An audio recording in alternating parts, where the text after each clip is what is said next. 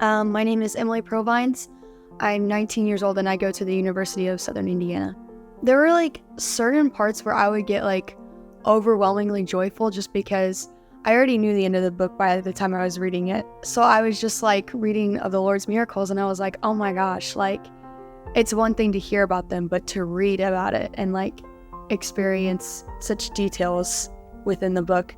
And then there were some parts where I would just be filled with such anxiety because I was like, oh my gosh, what's going to happen next? I was on the edge of my seat, even though I did already know that everything was going to work out.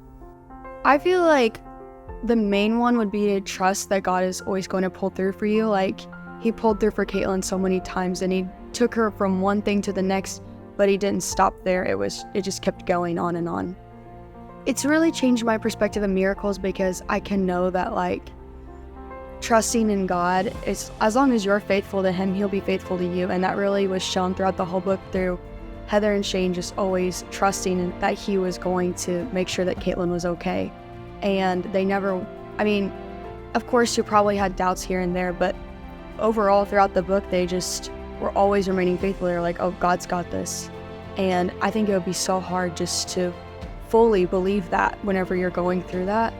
But you can just see their faith through the book and how much they know that God is just always there for them. I've always been a big believer in miracles, and I've seen it in my own family's life multiple times. But you never hear of those kind of medical miracles happening to one person that many times. Honestly, one family, because Chance was involved with that a lot too. And which I didn't even fully understand either until reading the book. And just getting to read about all of that within one book and within one family, and just seeing that they kept trusting, because one thing after the other, I would have been kind of getting exhausted from that. That would be exhausting mentally and emotionally and physically, obviously.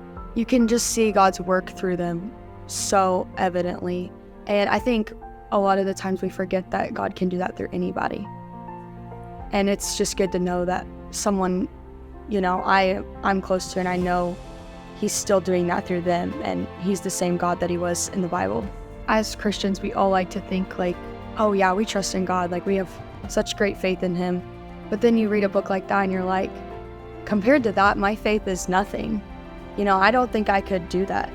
And then reading that, I was I could, but it takes daily sacrifice just to wake up and say, all right, God, I'm going to trust you with my day, with my life.